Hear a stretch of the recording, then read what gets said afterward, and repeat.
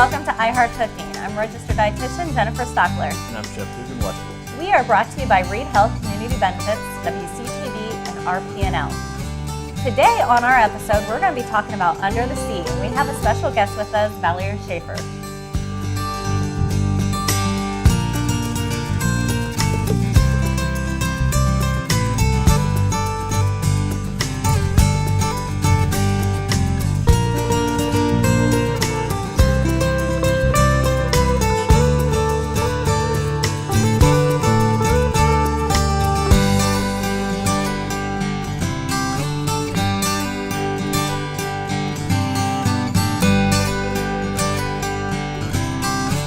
Welcome to iHeart Cooking.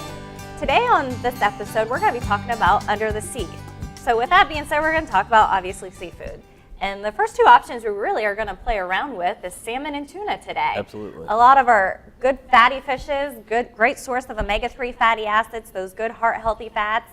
And we're going to be starting with an orange spice salmon with spaghetti squash. So Absolutely. We're getting a very low-carb vegetable in there, friendly for many diabetics if you're counting those carbs.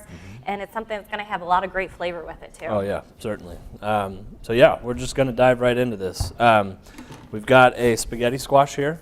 Very simply, all we're going to do is cut it in half and clean it out. And then it's going to go straight into the oven. It's going to take about 40 minutes to cook through, so we want to get that in there as soon as possible.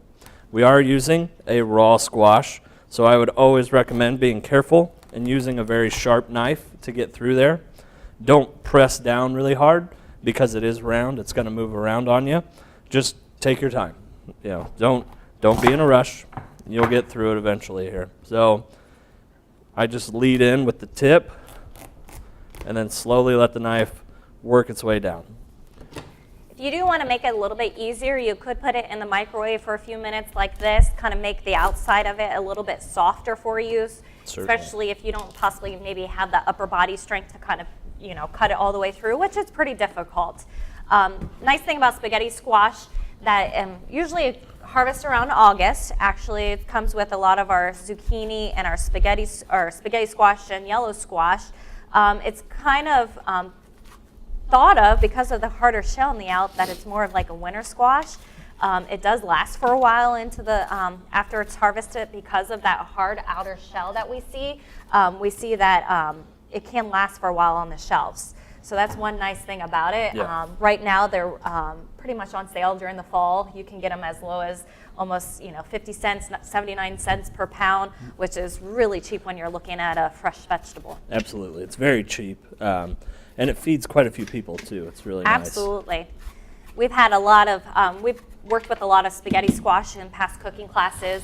We've actually used spaghetti squash as, if you're familiar with like hothead burrito or Chipotle, instead of having that, burrito bowl, you actually use this as your bowl, and you're replacing the rice with the spaghetti squash, which helps lower those carbohydrates Absolutely. down. And that was always a favorite within our cooking classes when we've done recipes like that, which is pretty nice. So very versatile. I love working with spaghetti squash. It's one of actually my favorites. So we've got it cut. We have it cleaned. We are putting it face down in the baking pan here, and what we're going to do is add maybe a cup of water to the bottom of it. What this water is going to do is help steam it as it cooks in the oven. We're going to cook at 450 degrees, so you're getting that 450 degree temperature to help soften it, but you're also getting that steam. What that's going to do is it's a second cooking method to kind of help speed it up a little bit. And it's also going to make sure that it doesn't dry out on you. So it's always nice to have that, and we're just going to pop it in the oven here.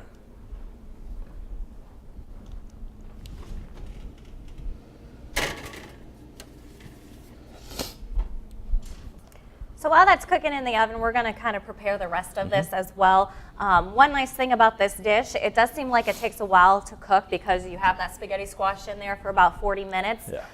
One nice thing is you can actually cook it off the day before and then prepare the rest of it later. So you can actually break this up into 2 different days, kind of to minimize that time that you have cooking. So if you're in a rush or working all day long, you kind of can break that up. So that kind of makes it more user-friendly. Certainly. The other thing you can do if you're in a pinch or in a hurry, you can actually cook the spaghetti squash in the microwave. Yeah. You can actually do the same thing, put it in a microwave safe pan, put it face down, put some water in there, and cook it for about 10 to 15 minutes, depending on how thick or how big of spaghetti squash you have. So there are some other options. Personally, I think you get the best flavor when you do it in the oven. But there are some other options to kind of make it more quick for individuals that need that. Right. Yeah, you get that nice roasted flavor that especially this time of year, it really comes well with that time. So roasting it in the oven is probably the best way to do it. But yeah, you can certainly do it if you're in a hurry and you want to knock it out in a half an hour. Microwave's perfect for it. So the next step we're going to do here, we are going to make our spice rub for our salmon. We are using a Chinese 5-spice. What that is, it's just cinnamon, clove, a little bit of fennel. And in the recipe, actually, it calls orange spiced. There's a little bit of heat to it. That's the Szechuan peppercorns. And then the final one is fennel. So you got 5 simple ingredients in there. It's going to kind of help liven it, give it some color, give it a different flavor than probably what you're normally used to. Something else we're going to do, a little bit of brown sugar. That'll help with the cooking process because it's going to go in the oven for about 15 minutes. That's going to help kind of caramelize and give it that sweetness that's going to balance with that heat. So you get that sweet and that heat. It's going to just be really, really nice. So the final one here is just a little bit of pepper. Just mix that up. Make sure everything's nice and blended. And then that's just going to go, or that's going to be ready to go on our squash when it comes out.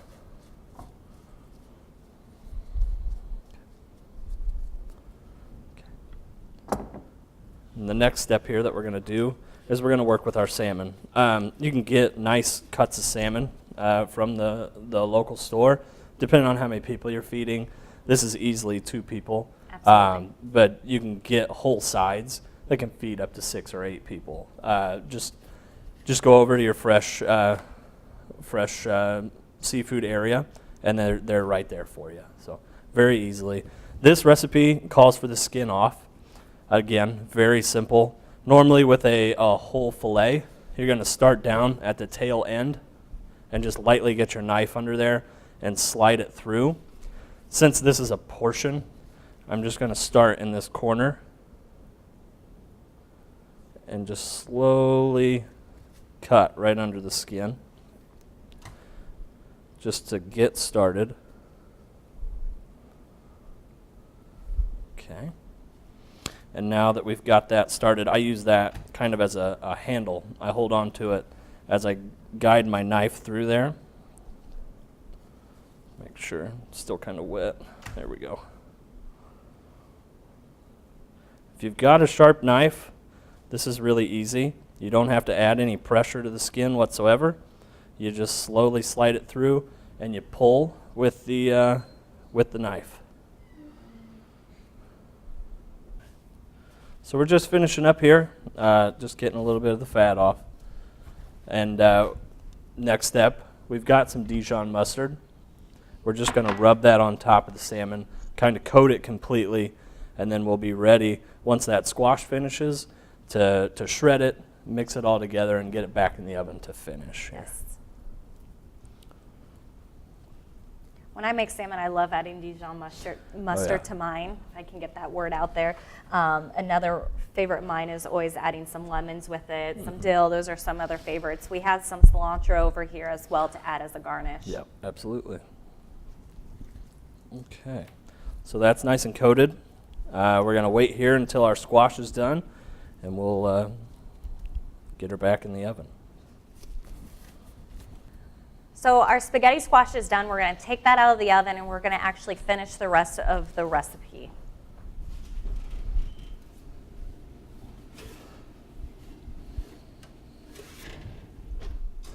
What's nice about the spaghetti squash, as it cooks, like we were talking about, you get that nice roasted color, you get that brown, and the skin. Like Jennifer said, if you're having a hard time getting through, like with a knife, you can microwave it to soften it up.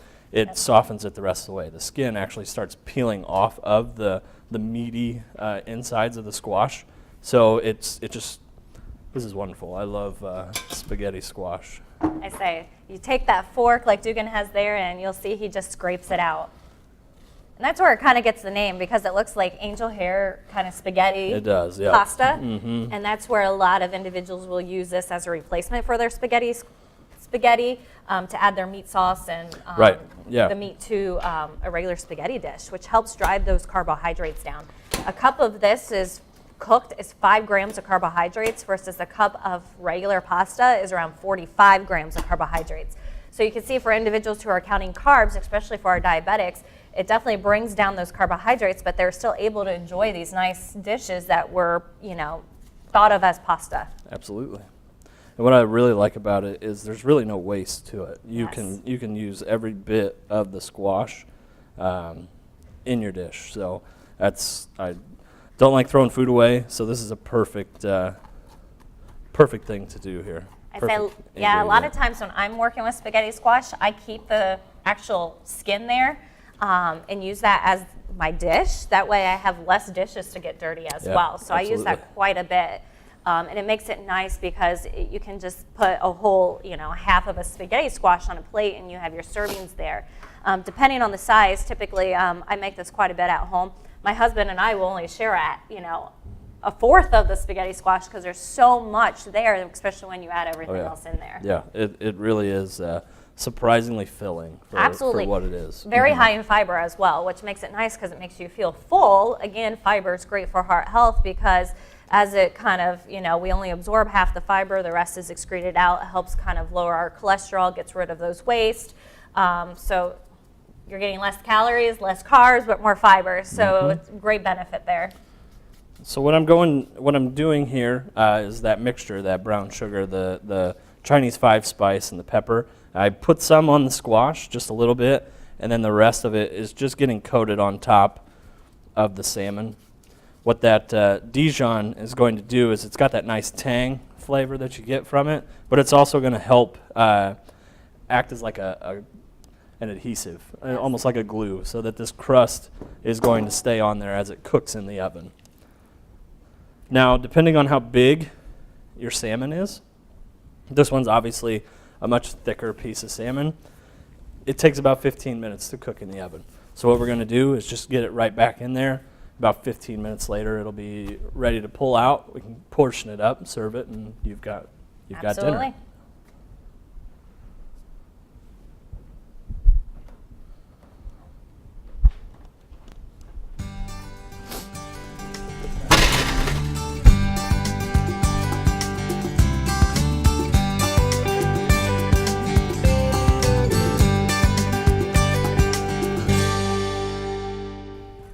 So while the other recipe is cooking in the oven, we are actually going to move on to our second one, and we have our guest with us, Valerie. Hello. So welcome to iHeart Cooking. We're Thank happy to you. have you.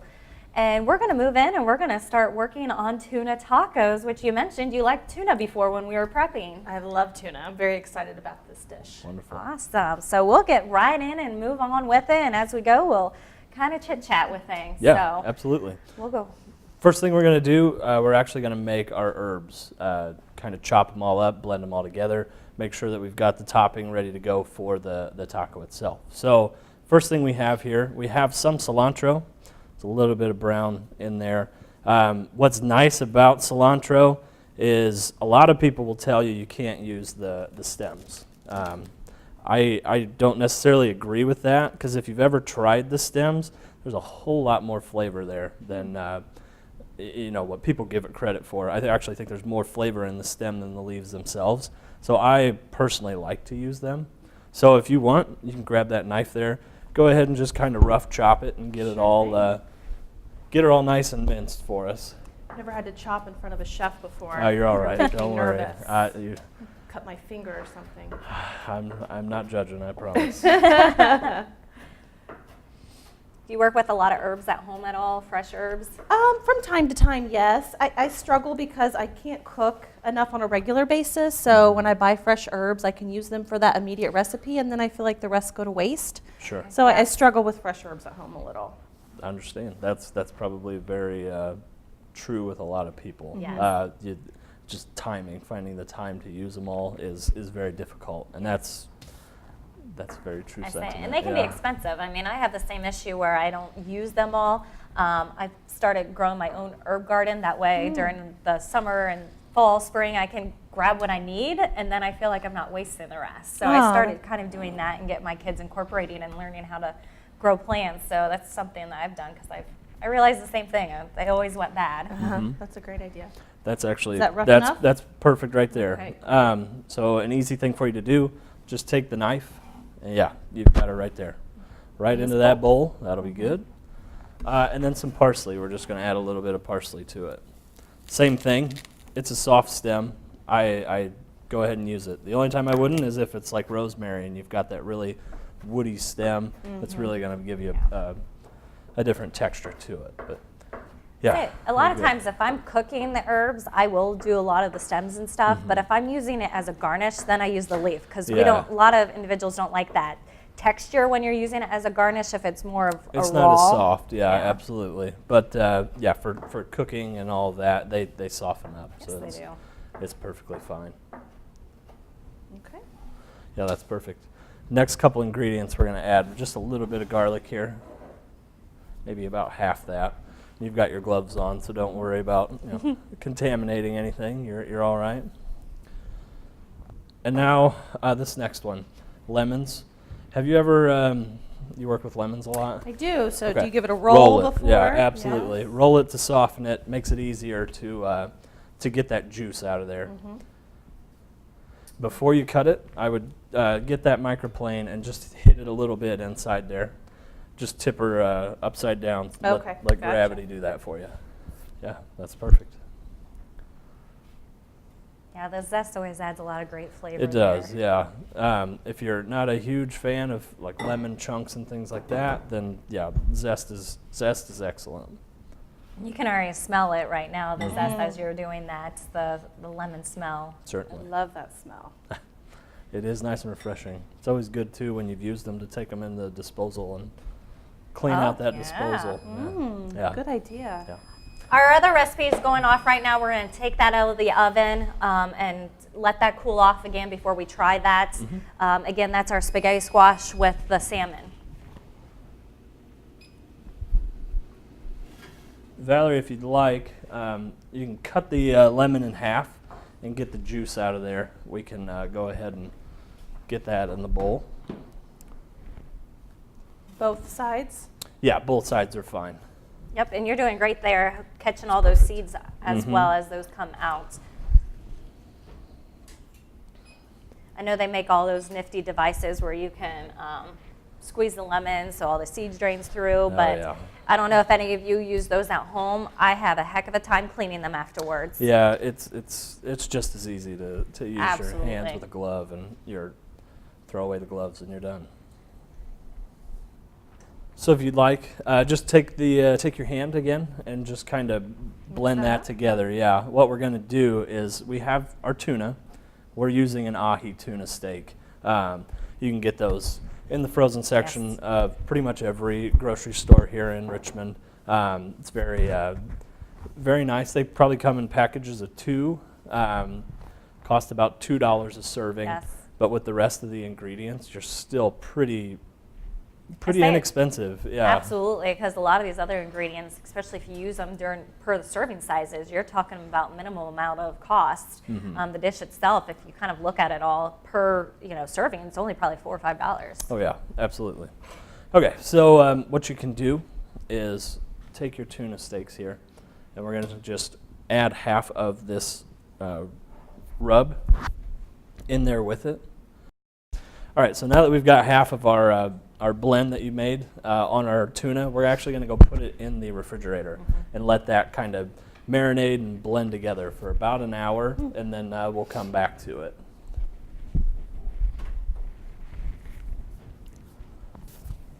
So while the tuna is actually marinating in the fridge, our other dish, the spaghetti squash with the salmon, is actually done. So we're actually going to prepare that, finish the last couple steps, and try it out today. Absolutely. So if you'd like, we're going to do a little bit of a garnish. So if you want to take some cilantro there and chop it up like you did for the first recipe, that would work out perfect.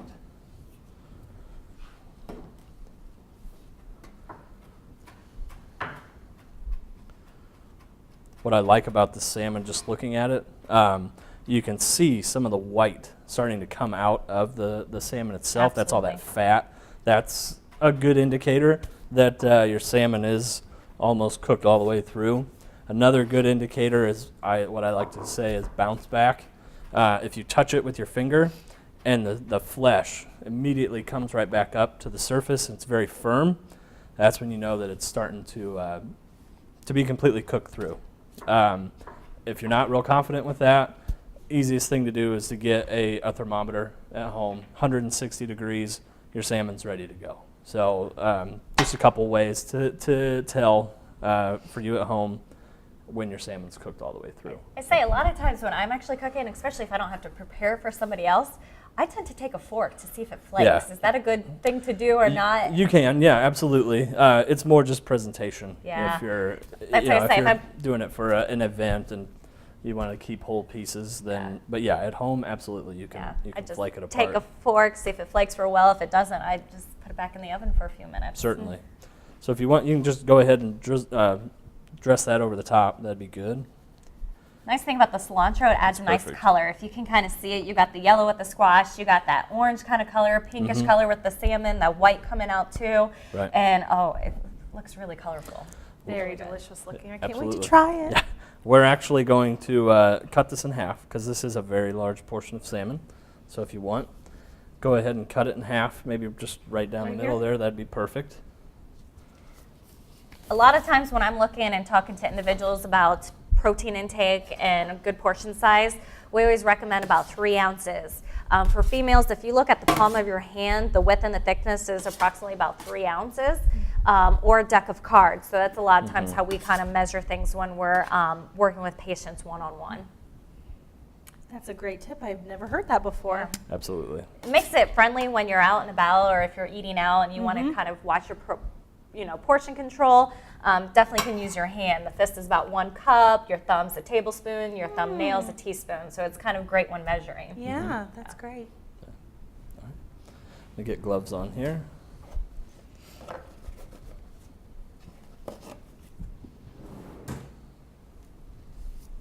We'll plate our salmon, and then the last thing that we're going to do is just zest a little bit of orange, give it that freshness, that nice.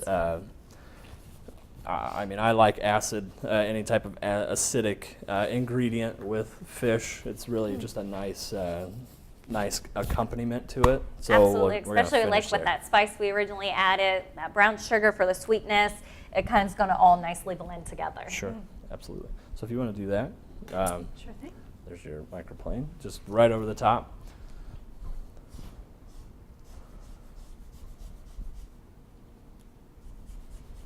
And that'll be good right there. Okay. Yeah, perfect.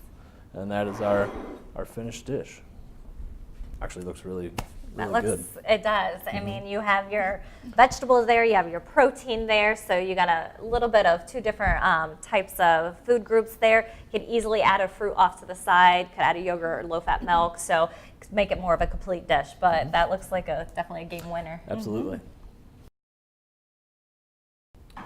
So our tuna is done marinating. We're going to pull that from the fridge. We're going to actually prep it to put it into the oven and cook it for about 20 minutes now. Absolutely. Since it has a little bit of acid in there, it's kind of like if you've ever heard of ceviche before. You know how it's basically raw fish that you cook without any heat. So you submerge it in some type of acid, some type of flavor, and it cooks it all the way through. You can kind of see where it's starting to get light around the edges. That's what that's essentially doing. So if you pull it out and you remember it being like a dark purple when you put it in, and now it's becoming lighter, you don't stress over it. It's perfectly fine. So if you want to put that in this pan here, and we'll go ahead and get it in the oven to start cooking. First round's about 20 minutes, and then we'll go put some more of the herbs on it and go for about another 5, and then we'll be ready to assemble our tacos.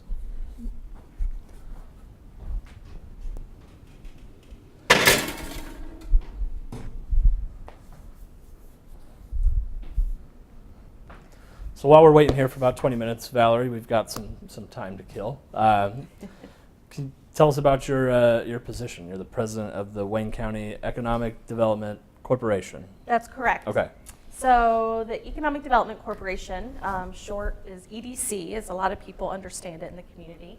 But we are a not-for-profit organization contracted by the Wayne County government to be the economic development organization for all of Wayne County. So what that really means is we are a marketing arm for the county and marketing our communities to prospective businesses to relocate and expand. We also work very closely with our existing business base to make sure that they have the tools and resources that they need to be successful and to continue to grow and prosper and invest in our community. So that's everything from any type of, let's say, permitting challenges or needing some additional training dollars for their workforce. Just anything that they might need, they call upon us, and we may not have the answers, but generally we know where to find the answers. Okay. And then workforce training is something that we're highly engaged in right now, making sure that we have an educated and trained workforce to be able to support our businesses that are here today. Sure. Okay. That sounds like a great program, I'd say. Absolutely. I'm not from around the area, so it's great to hear programs like that available. I live south of Dayton, so I have a hike here. It sounds like with all of that work, you're very busy. We are very busy. There is a lot going on right now. We have a couple of great projects we're working on, a couple of local business expansions in the pipeline, and then we have a new marketing campaign that we'll be announcing here shortly, trying to recruit people like you who work in Wayne County but don't live in Wayne County. We want you to come and live here. Talk to my husband. He's the only one that works in Dayton, so he doesn't want the long commute. Yeah, but I definitely enjoy working here. I've had a great time, especially as cooking classes. I get out in the community and different businesses and go to them and do cooking classes. So I've been learning more and more about Richmond and Wayne County. So it's kind of nice to hear this, nice to meet more people who are working at making it a better community. Yeah. Sure. With you being so busy, how do you have much time to cook? It's hit and miss. I try to cook a couple of times a week, and unfortunately when I don't have time to cook because I'm working late or may have things to do with the family or friends after work, I end up eating out a lot, and I'm tired of that. So I just recently subscribed to HelloFresh, which is a meal delivery service, and I received my first box on Thursday. So I'm eager to find out how that works for me.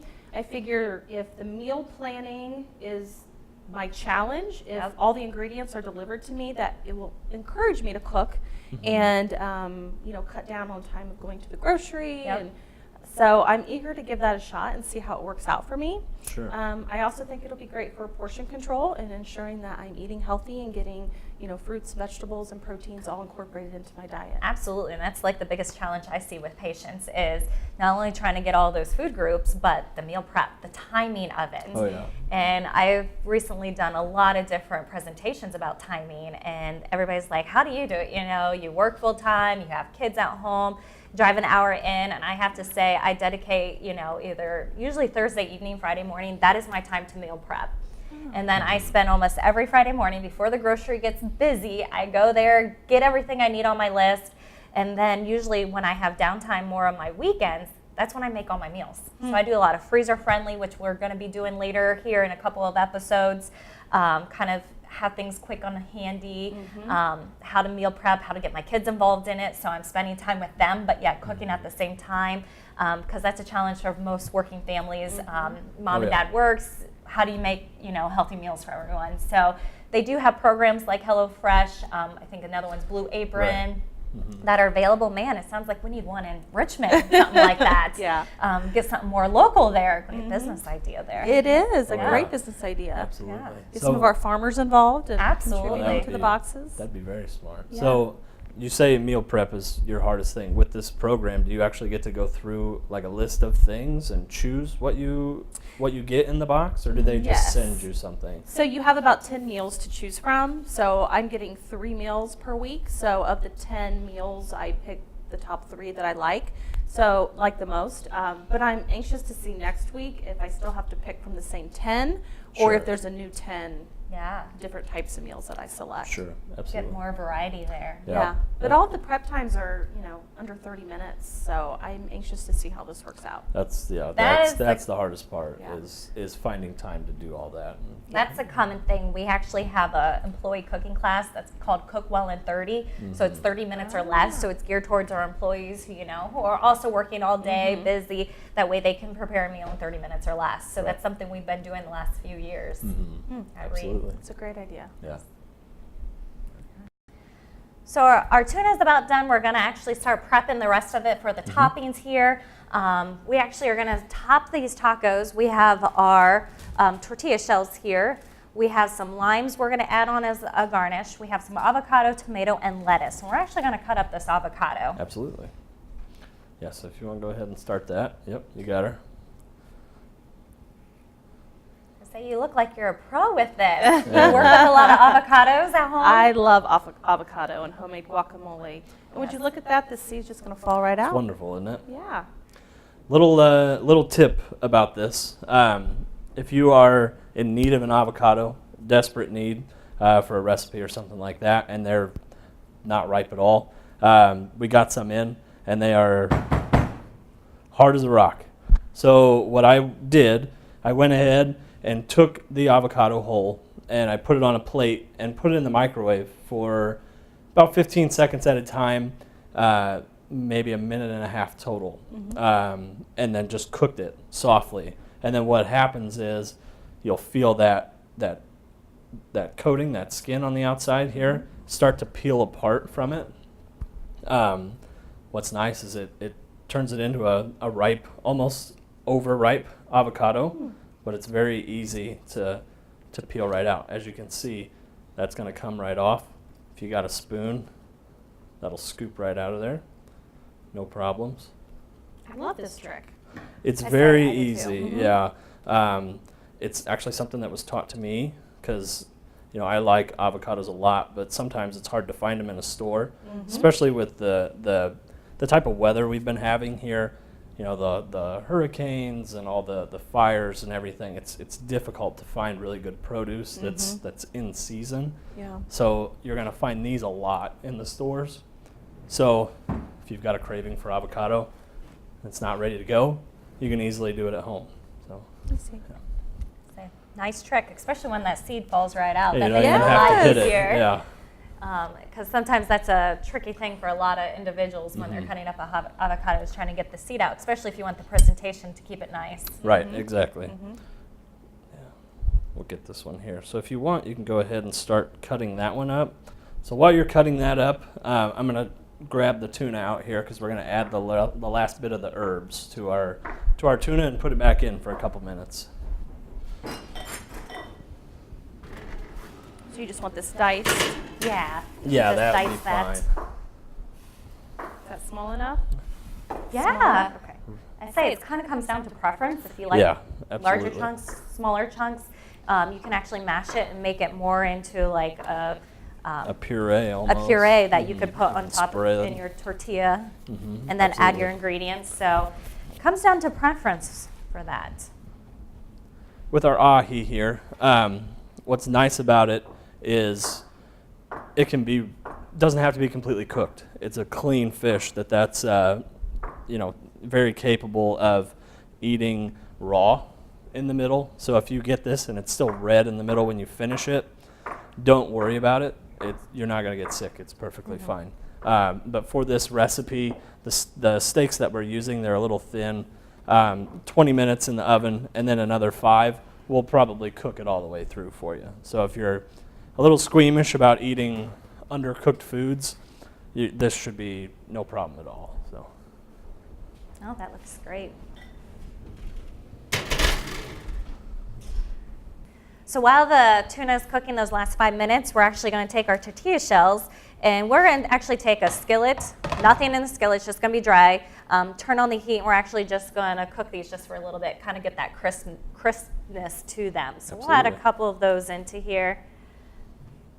If you want, Valerie, if you can just cut them into wedges or even halves, that's fine. What we're going to do with those is just drizzle them over the top of the taco. Okay. So.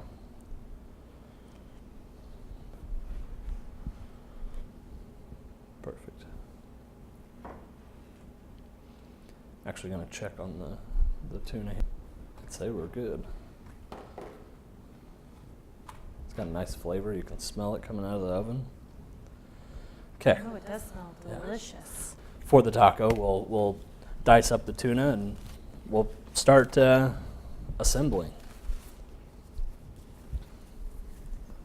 So a nice thing I like too is these tortilla shells that we have are great size. Oh, yeah. So great portion size. You can get some that are a little bit larger than this and some, burrito size, but these work really well. Yeah, they're perfect. There's one.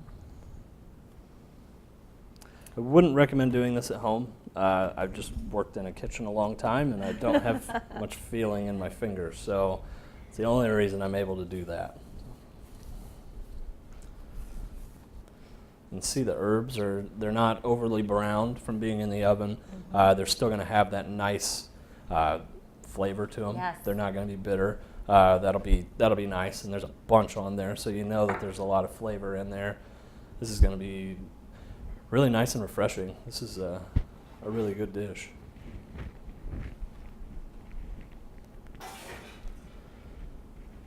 All right. So now that we have that cut, we can go ahead and just start putting them on there. Just a small amount there in the middle. That's good. Is that enough? Yeah, that's Yes. good right there. And we'll top it with our tomatoes, our avocados, and lettuce. And then we'll Go. squirt them with the lime and we'll be all set. Say very colorful, especially as you Oh, get yeah. the green, you're getting the white, you're getting the red. Both of these are going to be very refreshing for a great source of, again, like I said, the salmon, the tuna, those omega-3 fatty acids, so great healthy fat. Then you're adding the avocado there, which also has those mono and polyunsaturated fats, again, those healthier fats. So these dishes are very low in saturated fats and have no trans fats there, so very heart healthy for everyone. Absolutely.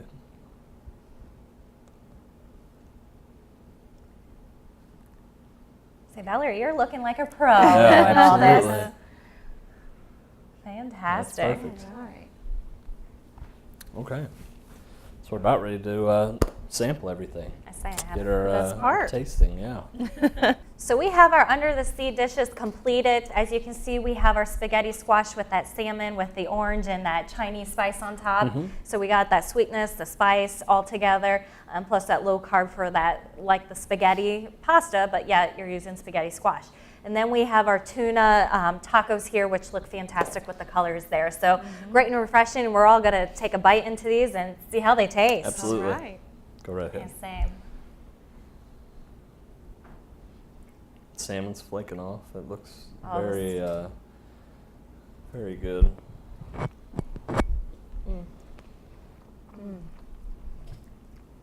I love that cilantro on top. Yes.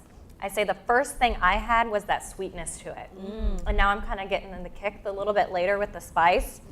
That is a fantastic dish. Very easy.